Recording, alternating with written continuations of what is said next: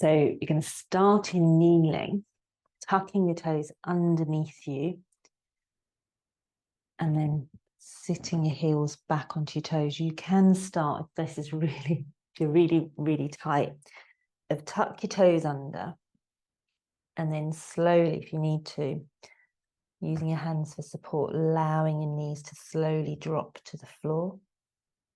Start there for a few breaths.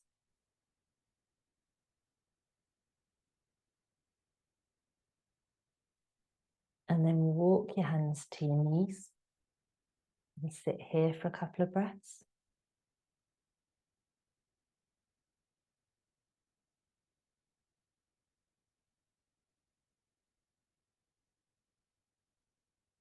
Walk your hands up your legs, going to take your hips high. Maybe leaning back slightly. So just exploring taking the weight back with the hips high. So you will feel maybe a stretch up here as well.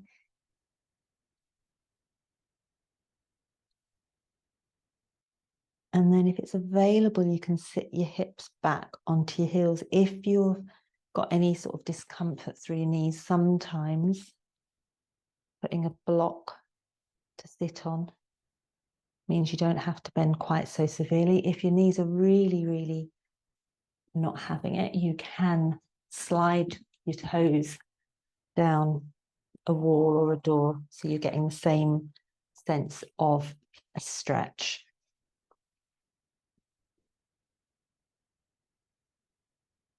So you're going to take whatever position's comfortable, and then we're going to take 5 breaths here.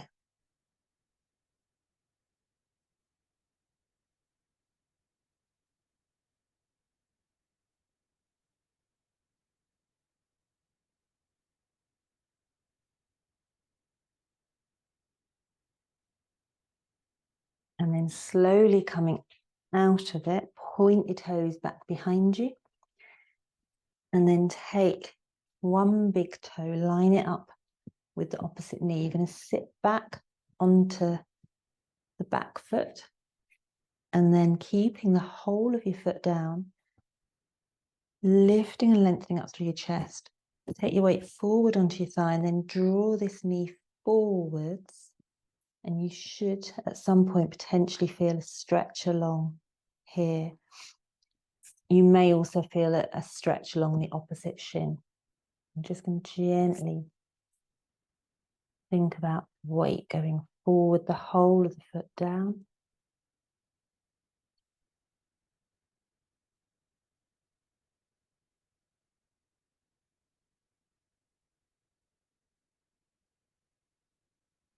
And then changing legs.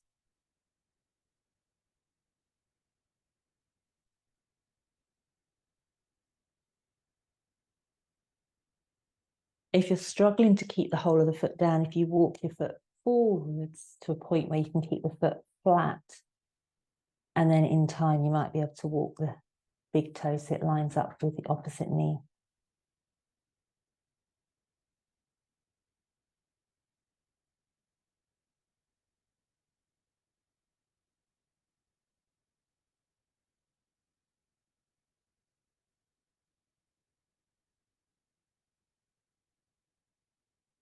And then bring yourself back up into downward dog. So crease of the elbows forwards.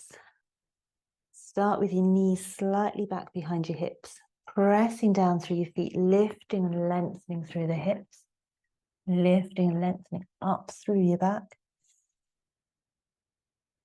And then just gently walking on the spot.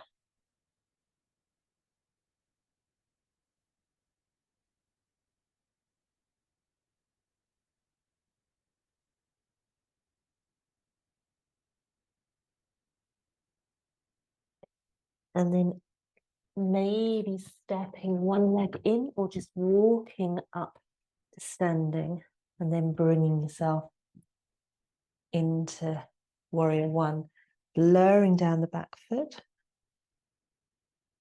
And have this knee going out over your second toe, really pressing down through your feet, feeling the ground beneath your feet. Twisting round into warrior two, noticing how that feels through your feet. Get a sense that your hips, or shoulders rather, are over your hips. Keep pressing down through your feet. Turn your palms up to the ceiling, reaching up and back, noticing still got contact through your feet, but just noticing how that feels through the feet.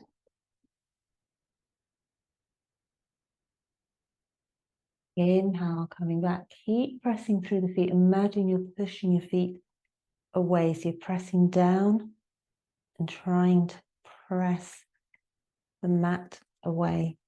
Coming over into a side bend.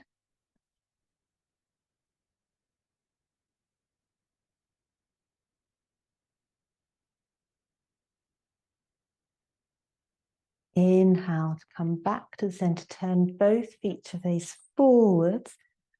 You might find this easier with a block. You're going to press down through your feet and just notice the arch. Think of pressing down through the big toe and the little toe, but lifting the arches up slightly, so get a sense that they're lifted. And it might be that you use a block, or if it's available, you can rest your hands down on the floor.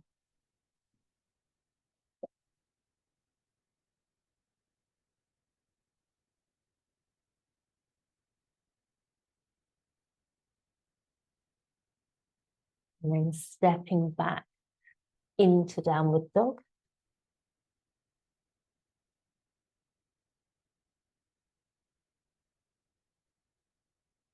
And then maybe stepping your left foot forward, or walking forward and then coming up into a high lunge. Lowering the back foot down into warrior one. Really pressing down through your feet. Twisting round into warrior two. And again, just imagine pressing down through your feet and pressing the mat away from you. Reaching up and back, keeping contact through the feet.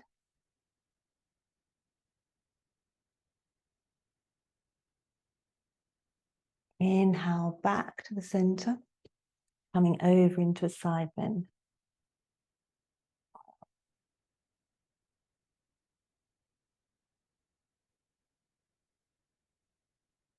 Inhale, come all the way up, turning your feet to face forward. Again, if you need the block, taking it to whatever position helps you, or just resting your hands down.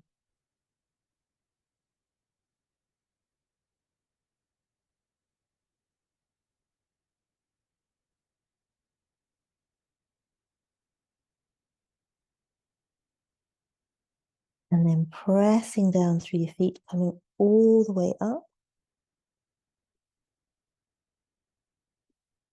Step your feet in together and then cross your right leg over the left. You can either just rest the foot down on the floor, or if it's available, wrapping that leg around the other leg. Take your arm under, top elbow above bottom elbow, bending your arms. Maybe taking your palms together, and then draw your elbows forwards and up towards the ceiling as you sink down through your hips.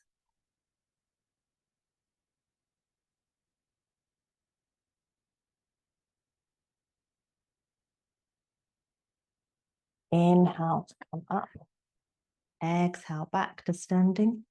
Changing sides. So really noticing as you work through this, how it feels through your feet and all those little muscles working to help you keep your balance.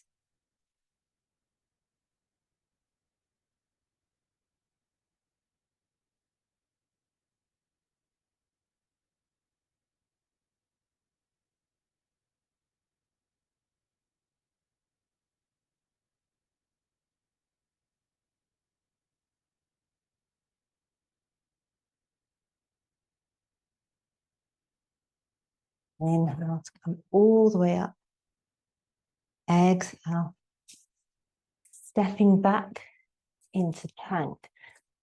Crease of your elbows, spin forward, reaching back through your heels, and then just thinking midpoint of your chest is over your belly button, helping to keep midsection engaged. Really reaching back through your heels, noticing how that feels through your legs. And pressing the floor away from you with your hands, pressing down through your toes. On your next exhale, you're going to roll onto the outside edge of your foot. Maybe take your arm up towards the ceiling. Maybe changing your gaze to the center. Maybe up towards the top hand. If it's available, maybe stacking one ankle on top of the other. Really pressing through the floor, pressing your hands and feet into the floor as you lift your hips. And then exhale back to plank. Reaching back through your heels.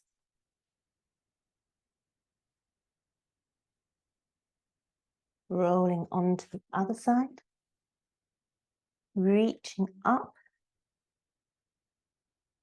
Again, maybe exploring stacking one ankle on top of the other.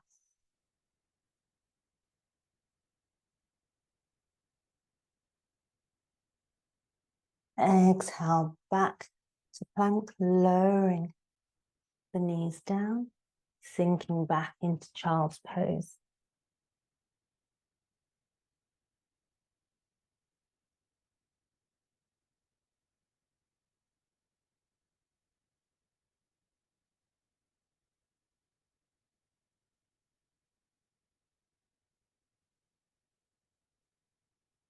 And then when you're ready, just coming out of it. Well done. See you next week.